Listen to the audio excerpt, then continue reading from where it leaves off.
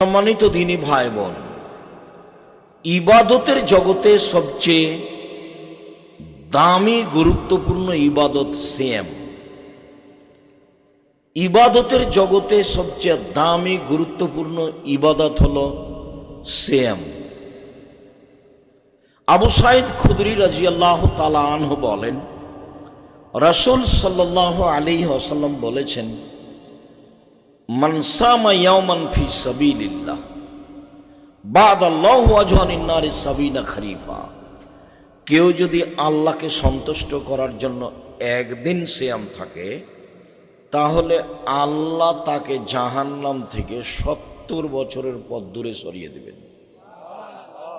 অফি রিওয়ায়াতিন, অন্য এক বর্ণনায় এসেছে, রাসূল সাল্লাল্লাহু আলাইহি সাল্লাম বলেছেন, মান সামা ইয়াওমান ফি সাবিলিল্লাহ বা'দাল্লাহু ওয়াজহাহু আন মাসিরাতে আম।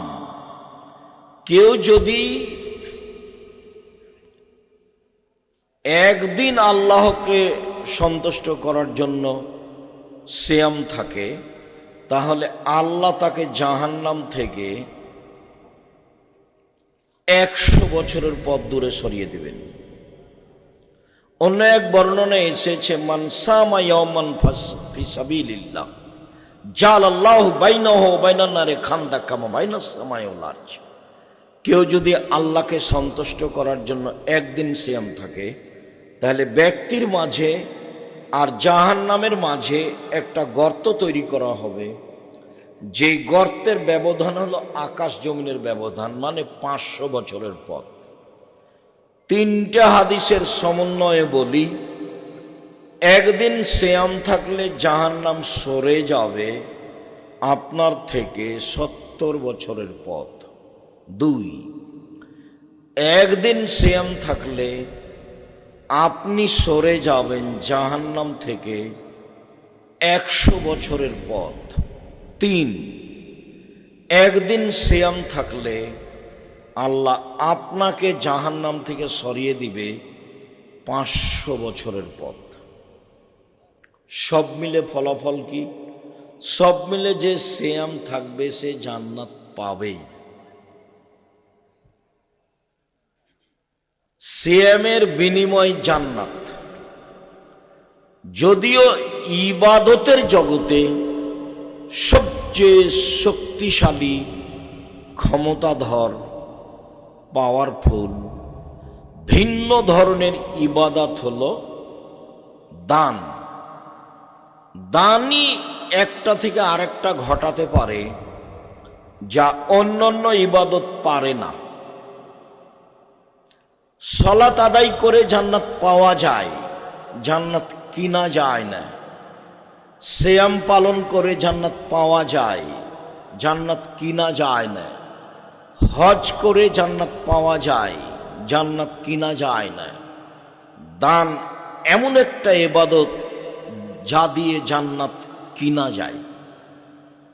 আল্লাহ বলছেন, পৃথিবীর মানুষ, আমি তোমাদের কাছে জান্নাত টাকা ও জানের বিনিময়ে, মাল ও জানের বিনিময়ে বিক্রি করে দিলাম। যাও, তোমরা টাকা দিয়ে জান্নাত কিনে নাও। আর দান এমন একটা ইবাদত যা দিয়ে বালা মুসিবত, বিপদ আপদ দূর হয়ে যায়। দান এমন একটা ইবাদত যা দিয়ে কবরের শাস্তি বন্ধ হয়ে যায়। দান এমন একটা ইবাদত যা দিয়ে মরা মানুষের পাপ মিটে যায়।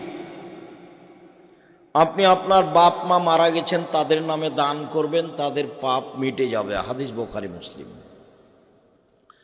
দান এমন একটা ইবাদত ও মানুষের পাপকে মিটিয়ে দিতে পারে, পানি যেমন আগুনকে নিভিয়ে দিতে পারে।